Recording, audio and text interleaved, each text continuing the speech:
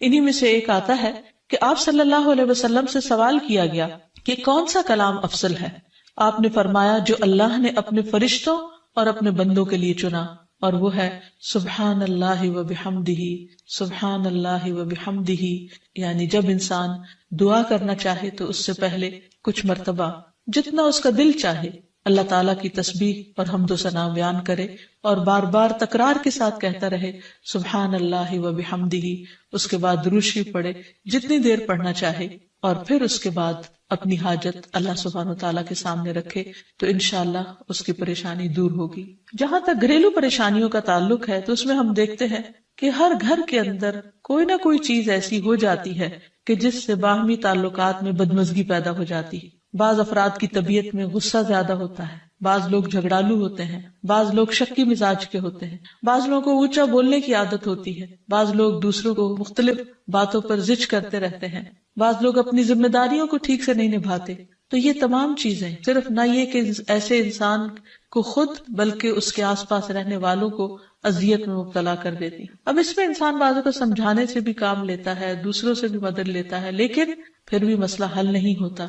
تو صحابہ کرام تو اپنی جوتی کا تسمہ بھی ٹوٹ جاتا تو اللہ سبحانہ تعالیٰ سے مانگتے تھے۔ تو اگر گھر کے اندر کسی قسم کی ناچاکی یا پریشانی ہے تو اس سلسلے میں بھی ہمیں اللہ تعالیٰ کی طرف رجوع کرنا چاہیے، اور پھر اس کے ساتھ ساتھ دوسرے کو جو مشکل پیدا کر رہا ہے سمجھانا بھی چاہیے۔ جہاں تک لڑائی جھگڑے کا تعلق ہے تو اسے منافقت کی علامت بتایا گیا۔ آپ صلی اللہ علیہ وسلم نے فرمایا کہ منافق کی 4 علامتیں ہیں، ان میں سے ایک کہ بات کرے تو جھوٹ بولے، وعدہ خلافی کرے، امانت میں خیانت کرے، اور جب وہ جھگڑا کرے تو گالی دے، یعنی جھگڑتا بھی ہے اور گالی بھی دیتا ہے۔ نبی صلی اللہ علیہ وسلم نے یہ بھی فرمایا کہ اللہ کو سب سے زیادہ ناپسند آدمی وہ ہے جو بہت جھگڑالو ہے، یعنی اللہ تعالیٰ ایسے شخص سے محبت نہیں کرتے۔ اس لیے اگر آپ کسی سے بات کر رہے ہو تو اس کی بات توجہ سے سن لے۔ چھوٹی چھوٹی باتوں پر جھگڑنا اور دوسرے کے ساتھ بد اخلاقی سے پیش آنا یہ درست نہیں۔ پھر اسی طرح مومن جو ہے وہ کبھی بد اخلاق نہیں ہوتا، اور بد اخلاقی پھر منافقت کی علامت ہے۔ رسول اللہ صلی اللہ علیہ وسلم نے فرمایا تمہارے یہ نسب نامے کسی کے لیے گالی کا سبب نہیں ہے، تم سب آدم کی اولاد ہو، ایک دوسرے کے قریب ہو، دین یا عمل صالح کے علاوہ کسی وجہ سے کسی کو کسی پر کوئی فضیلت نہیں۔ آدمی کے برا ہونے کے لیے یہی کافی ہے کہ وہ فحش گو ہو، بد کلام ہو، بخیل ہو اور بزدل ہو۔ پھر اسی طرح آپس میں محبتوں کا نہ ہونا، بہن بھائیوں میں ناچاکی یا شوہر بیوی میں ناچاکی یا والدین کے ساتھ محبت کا نہ ہونا، یہ ایک طرح سے اللہ تعالیٰ کی طرف سے ایک آزمائش بھی ہو سکتی ہے اور ایک عذاب بھی ہو سکتا ہے۔ مومن تو محبت کرنے والا ہوتا ہے، اور اس شخص میں کوئی خیر نہیں جو محبت کرتا نہیں اور لوگ اس سے محبت نہیں کرتے، اور لوگوں میں سب سے زیادہ بہترین انسان وہ ہے جو لوگوں کے لیے فائدہ مند ہوتا ہے۔ تو اس لیے بہت ضروری ہے کہ خاندان کے اندر باہم محبت پائی جائے۔ گھریلو زندگی خوبصورت ہو جاتی ہے اگر آپس میں ایک دوسرے سے پیار، محبت اور ہمدردی کے جذبات پائے جاتے ہیں۔ پھر اسی طرح بعض اوقات گھریلو زندگی میں بدگمانیاں بہت تکلیف دیتی ہیں، یا گھر کے کچھ افراد سنی سنائی باتوں پر یقین کرتے ہوئے دوسروں کے خلاف بدگمانی پال لیتے ہیں، تو اس سے بھی پرہیز کرنے کی ضرورت ہے۔ اسی طرح گھریلو پریشانیوں میں گھر کا تنگ ہونا بھی ایک عذاب کی شکل ہے۔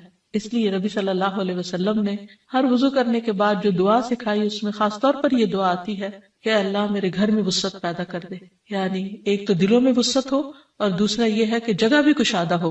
رسول اللہ صلی اللہ علیہ وسلم نے فرمایا 3 چیزیں بدبختی میں سے ہیں۔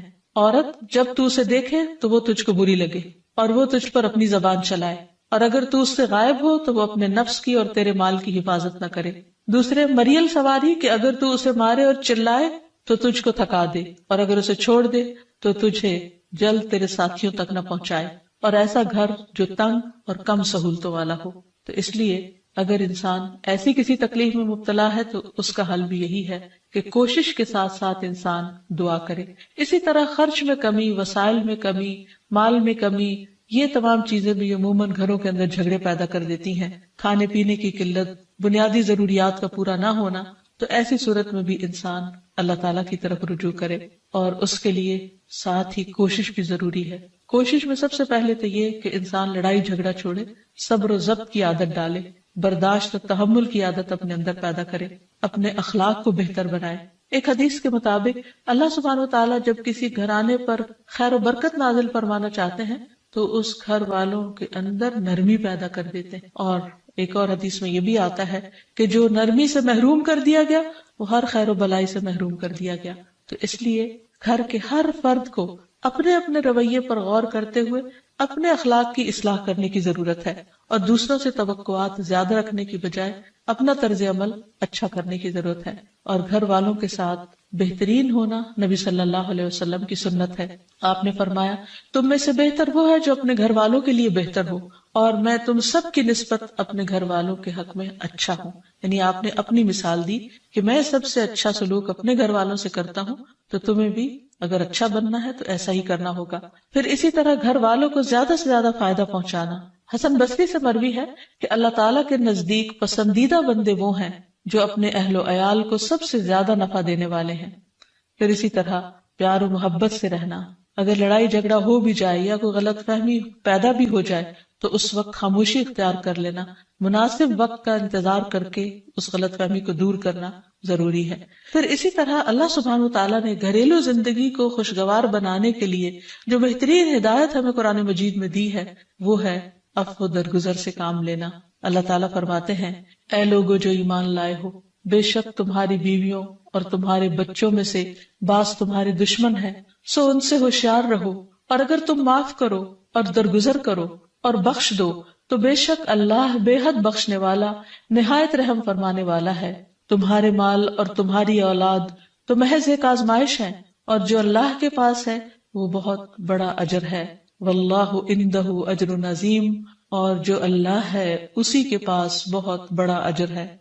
یعنی انسان کو بعض اوقات اپنی ہی بیوی یا بیوی کو اپنے ہی شوہر سے اور بعض اوقات اپنے ہی بچوں سے یا اپنے ہی والدین سے دشمنی کا اندیشہ ہو سکتا ہے، اور وہ ایک دوسرے کے لیے مصیبت اور بلا ہو سکتے ہیں. لیکن ایسی صورت میں بھی انسان کا گزارا نہیں ہو سکتا جب تک ایک دوسرے کو معاف نہ کرے.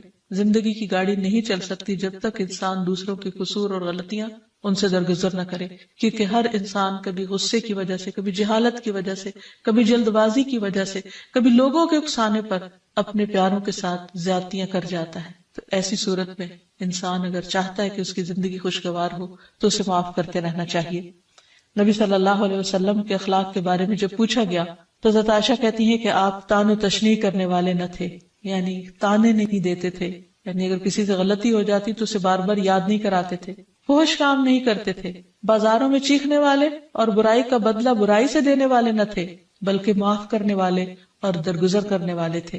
اور حقیقت یہ ہے کہ جو جس کے جتنا قریب ہوتا ہے، جیسے گھر والے ہیں، اس کی غلطیاں اور اس کی کمزوریاں زیادہ سامنے آتی ہیں، اور پھر وہ ریپیٹڈلی سامنے آتی ہیں، بار بار سامنے آتی ہیں. تو ایسی صورت میں معاف کرنا بھی مشکل لگتا ہے، لیکن پھر بھی معاف کیے بغیر گزارا نہیں.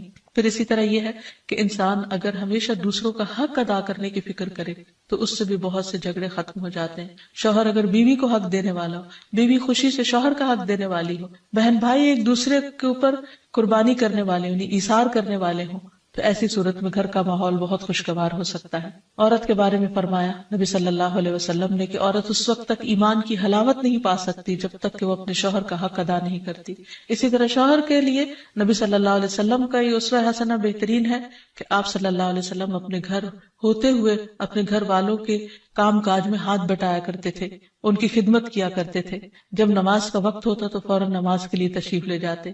آپ اپنے چھوٹے چھوٹے کام خود کر لیا کرتے تھے. یعنی اس سے بھی یہ پتہ چلتا ہے کہ خوشگوار گھریلو تعلقات میں دوسرے پر بوجھ نہ بننا ایک بہت اہم نقطہ ہے، کیونکہ اگر ہر انسان اپنی ذمہ داری خود لے لے تو دوسروں کے لیے وہ خوشگوار ہو جاتا ہے.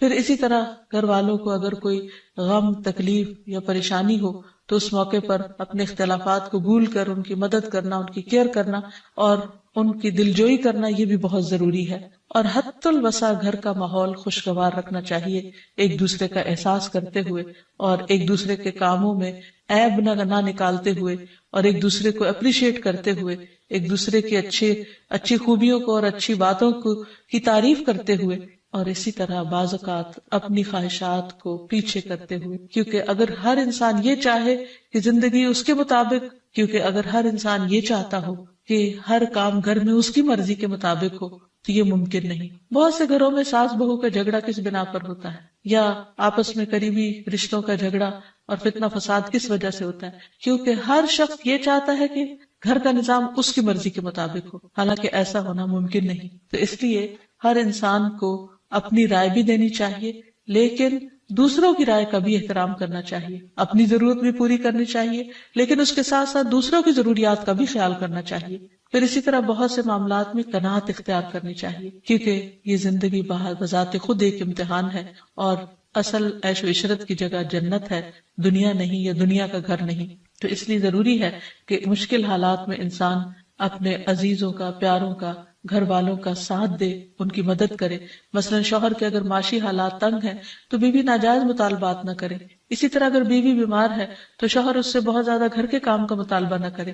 تو ایک دوسرے کے حالات کی رعایت کرتے ہوئے اگر انسان ایک دوسرے سے توقعات رکھے تو اس سے بھی حالات بہت خوشگوار ہو سکتے ہیں. اور پھر یہ کہ ہمیشہ دوسروں کی چھوٹی چھوٹی ایفرٹ پر ان کے لیے شکر گزاری کے جذبات ہونے چاہیے. مثلا اگر کوئی آپ کو گھر میں پانی پلا دے تو آپ اس پر بھی شکریہ بولیں.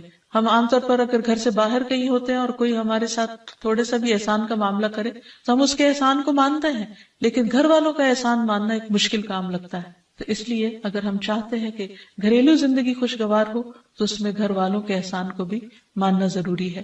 اور پھر چھوٹی چھوٹی اذیتوں کو بہت مینشن نہیں کرنا چاہیے، ان کا ذکر نہیں کرنا چاہیے، ان پر صبر کرنا چاہیے. تو جو شخص شکر اور صبر سے کام لیتا ہے اس کی زندگی لازماً خوشگوار ہوتی ہے. لیکن اس کے باوجود بھی اگر گھریلو زندگی میں تنگی ہو، تکلیف ہو، آپس کی ناچاکی ہو، دشمنی ہو، پریشانی ہو، بہت بے چینی ہو، تو پھر اللہ سبحانہ وتعالی ہی کی طرف رجوع کرنا چاہیے. کیونکہ قرآن مجید میں آتا ہے وَإِن يُرِدْكَ بِخَيْرٍ فَلَا رَادَّ لِفَضْلِهِ يُصِيبُ بِهِ مَن يَشَاءُ مِنْ عِبَادِهِ وَهُوَ الْغَفُورُ الرَّحِيمُ. اور اگر اللہ تمہیں کوئی تکلیف پہنچانا چاہے تو اس کے سوا کوئی اسے دور کرنے والا نہیں، اور تجھ سے کوئی بھلائی کرنا چاہے تو کوئی اسے ٹالنے والا نہیں. وہ اپنے بندوں میں سے جسے چاہے فضل سے نوازتا ہے، اور وہ بخشنے والا اور رحم کرنے والا ہے. تو اس لیے چھوٹی چھوٹی تکلیفوں پر بھی فوراً اللہ کا ذکر، اللہ کی یاد، اللہ کی تسبیح انسان کے دل کو سکون بخشتے. اور نبی صلی اللہ علیہ وسلم نے خصوصاً اپنی پیاری بیٹی فاطمہ رضی اللہ تعالی عنہا کو جب وہ گھر کے کام کاج کر کے تھک جاتی تھی، کیونکہ اپنے ہاتھ سے چکی پیستی، اپنے ہاتھ سے آٹا گوندتی، اپنے ہاتھ سے اپنے گھر کے کام کاج کرتی، بچوں کو لک آفٹر کرتی، تو بہت تھک جاتی تھی. اور اسی تھکاوٹ کی وجہ سے انہوں نے ایک دفعہ نبی صلی اللہ علیہ وسلم کے پاس جب کچھ قیدی آئے تو خادم کا مطالبہ کیا، لیکن آپ صلی اللہ علیہ وسلم نے ان کو خادم دینے کی بجائے یہ تسبیحات سکھائی اور فرمایا کہ جب تم اپنے بستر پر جانے لگو تو 33 بار سبحان اللہ، 33 بار الحمدللہ اور 34 بار اللہ اکبر پڑھ لیا کرو. اور اسی لیے یہ تسبیحات فاطمہ کے نام سے بھی معروف ہیں.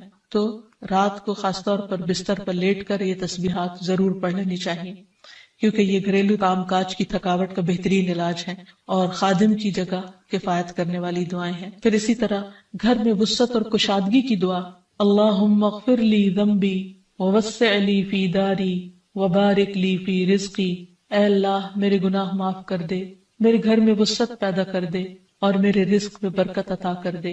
پھر اسی طرح چھوٹی چھوٹی پریشانیوں کے سلسلے میں مثلا بچے کو چوٹ لگ گئی یا اچانک کسی وبائی مرض کا کوئی شکار ہو گیا تو علاج معالجے کے ساتھ ساتھ دعا کرنا ضروری ہے. مثلا گھر والوں میں سے اچانک کسی کو کوئی ایسی بیماری آ گئی، کوئی سٹروک ہو گیا یا ہارٹ اٹیک ہو گیا تو سارے گھر والے پینک ہو جاتے ہیں. ایسی صورت میں پریشانی کا صرف اظہار کرتے رہنے سے اور غمگین رہنے سے مریض کی مدد نہیں کی جا سکتی. تو اس موقع پر اللہ تعالیٰ سے دعا کرنی چاہیے. اور ایک بہت خوبصورت دعا جو نبی صلی اللہ علیہ وسلم نے حضرت اسماء بنت امیس کو سکھائی تھی کہ آپ نے فرمایا کیا میں تمہیں ایسے کلمات نہ سکھاؤں جن کو تم پریشانی کے وقت پڑھا کرو. اور وہ کلمات ہیں اللہ اللہ ربی لا اشرک بہ شیئا، اللہ ہی میرا رب ہے، میں اس کے ساتھ کسی چیز کو شریک نہیں بناتی. اور آخر میں یہ کہ گھر والوں کی باہمی محبت اور الفت اور تعلقات کی بہتری کی دعا کرنی چاہیے جو پیارے نبی صلی اللہ علیہ وسلم نے ہمیں سکھائی ہے. وہ دعا ہے اللہم الف بین قلوبنا واصلح ذات بیننا واہدنا سبل السلام ونجنا من الظلمات الى النور وجنبنا الفواحش ما ظہر منها وما بطن وبارک لنا فی اسماعنا وأبصارنا وقلوبنا وأزواجنا وذرياتنا وتب علينا إنك أنت التواب الرحيم واجعلنا شاكرين لنعمتك مثنين بها قابليها وأتمها علينا. اے اللہ ہمارے دلوں میں الفت پیدا فرما دے اور ہمارے آپس کے معاملات کی اصلاح کر دے، ہمیں سلامتی کے راستوں کی رہنمائی فرما اور ہمیں اندھیروں سے نجات دے کر نور کی طرف لے آ، اور ہمیں تمام ظاہری اور چھپی بدکاریوں سے محفوظ رکھ، ہمارے کانوں اور ہماری آنکھوں اور ہمارے دلوں اور ہماری گھر والیوں اور ہمارے بچوں میں برکتیں عطا فرما، ہماری توبہ قبول فرما۔ بلا شبہ تو بہت زیادہ توبہ قبول کرنے والا اور رحمت کرنے والا ہے، ہمیں اپنی نعمتوں کا شکر ادا کرنے والا بنا اور ان کی تعریف کرنے والا اور ان کو قبول کرنے والا بنا دے، ان نعمتوں کو ہم پر کامل فرما دے، یعنی ان نعمتوں کو ہم پر تمام کر دے۔ تو کس قدر جامع اور خوبصورت دعا ہے جو نبی صلی اللہ علیہ وسلم نے ہمیں سکھائی۔ گھریلو زندگی کو خوشگوار بنانے کے لیے ان دعاؤں کو پڑھتے رہنا چاہیے، یاد کر لینا چاہیے، قبولیت کے مواقع پر پڑھنا چاہیے۔ اگر زبانی یاد نہ بھی ہو تو دیکھ کر پڑھ لینا چاہیے، اور اگر ان کا ترجمہ نہ آتا ہو تو اردو میں پڑھنے میں بھی کوئی حرج نہیں، لیکن اللہ تعالیٰ سے مانگتے رہیے، کیونکہ ساری مشکلات کا حل صرف۔ عن ابی موسیٰ عن النبی صلی اللہ علیہ وسلم قال مثل البیت الذی یذکر اللہ فیہ والبیت الذی لا یذکر اللہ فیہ مثل الحی والمیت، رواہ مسلم۔ سیدنا ابو موسیٰ رضی اللہ عنہ سے روایت ہے، نبی صلی اللہ علیہ وسلم نے فرمایا، جس گھر میں اللہ تعالیٰ کا ذکر کیا جاتا ہے اور جس گھر میں اللہ تعالیٰ کا ذکر نہیں کیا جاتا وہ زندہ اور مردہ کی مثل ہے۔ اللہ کے بندے، اللہ سے محبت کرنے والے ہر حال میں اللہ کو یاد کرتے رہتے ہیں، خواہ وہ اپنے گھر میں ہو یا گھر سے باہر۔ الذین یذکرون اللہ قیاما وقعودا وعلی جنوبہم، وہ جو اللہ کا ذکر کرتے ہیں کھڑے، بیٹھے اور لیٹے۔ ایسے لوگ دنیا کے کسی بھی حصے میں ہوں، کوئی بھی کام کر رہے ہوں، ان کے دلوں میں اللہ کی یاد سمائی ہوئی ہوتی ہے۔ ان کے دلوں میں اللہ کی یاد صرف مسجد کی حد تک یا کسی خاص جگہ سے ہی مخصوص نہیں ہوتی، بلکہ وہ اپنے گھروں میں بھی اللہ کو یاد کرتے ہیں۔ اس حدیث کے مطابق وہ گھر جن میں اللہ کا نام بلند ہوتا ہے، جس میں ذکر کیا جاتا ہے، وہ اس شخص کی طرح ہے جو زندہ ہو۔ اس کی مثال ایک زندہ انسان کی سی ہے۔ اس کے برعکس وہ گھر جس میں اللہ کا نام نہ لیا جاتا ہو، اللہ کا ذکر بلند نہ ہوتا ہو، اس گھر کی مثال ایک مردہ کی سی ہے۔ اور آپ سب جانتے ہیں کہ زندہ اور مردہ برابر نہیں ہوا کرتے۔ لا يستوي الاحیاء ولا الاموات، زندہ اور مردہ برابر نہیں، دونوں میں بہت بڑا فرق ہے۔ اسی طرح ان دو گھروں میں بھی بہت فرق ہے، جن میں سے ایک میں اللہ کی یاد بلند ہو، اللہ کا نام بلند ہو، اور دوسرے وہ جس میں اللہ تعالیٰ کو یاد کرنے والا کوئی نہ ہو۔ قرآن پاک میں اللہ سبحانہ و تعالیٰ کو یاد کرنے والوں کی صفت یہ بتائی گئی ہے کہ رجال لا تلہیہم تجارت ولا بیع عن ذکر اللہ، وہ ایسے لوگ ہیں جنہیں تجارت اور خرید و فروخت اللہ کی یاد سے غافل نہیں کرتی، یعنی عین دنیا کے اندر رہتے ہوئے بھی وہ اللہ کو یاد کرتے رہتے ہیں۔ وَإِقَامِ الصَّلَاةِ وَإِيتَاءِ الزَّكَاةِ، نماز قائم کرنے اور زکوٰۃ کی ادائیگی سے کوئی چیز انہیں منع نہیں کرتی، مانے نہیں ہوتی۔ اور وہ یہ کیوں کرتے ہیں؟ یعنی اللہ کو یاد کیوں کرتے رہتے ہیں اور اپنے فرائض کی ادائیگی میں سرگرم کیوں رہتے ہیں؟ یخافون یوما تتقلب فیہ القلوب والابصار، وہ اس دن سے ڈرتے ہیں جس دن دل اور نگاہیں الٹ پلٹ ہو جائیں گی، یعنی قیامت کا خوف ہے ان کے دل کے اندر، اور اس کے ساتھ ساتھ اللہ کے فضل کے امیدوار بھی ہیں۔ لیجزیہم اللہ احسن ما عملوا ویزیدہم من فضلہ، تاکہ اللہ ان کو بدلہ دے ان کے اچھے اعمال کا جو انہوں نے کیے، اور اپنے فضل سے زیادہ بھی نوازے۔ واللہ یرزق من یشاء بغیر حساب، اور اللہ اپنے رزق میں سے جسے چاہتا ہے بے حساب عطا کر دیتا ہے۔ تو بات یہ ہے کہ جو دل خوف اور امید کے درمیان ہوتے ہیں وہ دل اللہ کی یاد سے معمور ہوتے ہیں، اور جن لوگوں کے دل اللہ کی یاد سے معمور ہوتے ہیں ان کے گھر بھی اللہ کی یاد سے معمور ہوتے ہیں۔ عام طور پر گھروں میں دو طرح سے ذکر ہوتا ہے، ایک انفرادی ذکر اور ایک اجتماعی ذکر۔ انفرادی ذکر میں نماز پڑھنا، قرآن کی تلاوت، اور اسی طرح چلتے پھرتے، اٹھتے بیٹھتے، گھر کے کام کاج کرتے، لیٹتے جاگتے، چلتے پھرتے اللہ کو یاد کرتے رہنا، خصوصاً وہ مسنون اذکار جو رسول اللہ صلی اللہ علیہ وسلم سے وارد ہیں۔ اور دوسری قسم اجتماعی ذکر کی ہے کہ کسی ایک گھر میں مختلف لوگ جمع ہو کر یا اہل خانہ ہی جمع ہو کر اکٹھے بیٹھ کر اللہ کو یاد کریں. اور اس سے مراد کسی خاص قسم کا وظیفے کا ورد ہی نہیں بلکہ اللہ تعالیٰ کی یاد کے مختلف طریقے ہو سکتے ہیں. اللہ تعالیٰ کی معرفت حاصل کرنے، علم سیکھنے اور جاننے کے جو حلقات ہیں وہ بھی اللہ ہی کے ذکر اور اللہ ہی کی یاد کی طرف انسان کو راغب کرتے ہیں.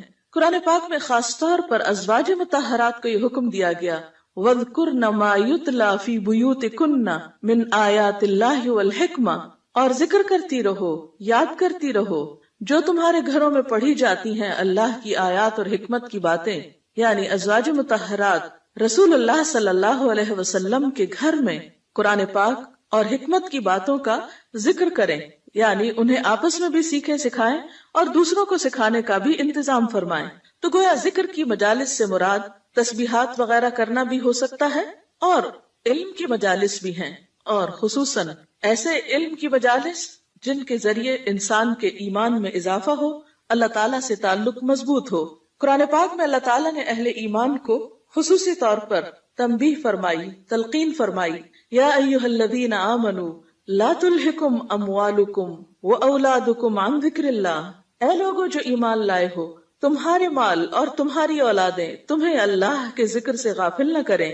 ومن یفعل ذلک فاولئک ھم الخاسرون، اور جو ایسا کریں گے وہی لوگ دراصل خسارہ پانے والے ہیں، نقصان اٹھانے والے ہیں. یعنی گھر میں ہوتے ہوئے انسان دنیا کے کاموں میں مشغول ہو جاتا ہے یا بال بچوں کی محبت میں بعض اوقات اللہ تعالیٰ کی یاد سے غافل ہو جاتا ہے، تو ایسے میں فرمایا کہ لا تلہکم اموالکم واولادکم عن ذکر اللہ، یہ دنیا کے مال اور یہ تمہارے بال بچے تمہیں اللہ کی یاد نہ بھلائیں. گویا گھر میں ہوتے ہوئے اللہ کو یاد کرتے رہو،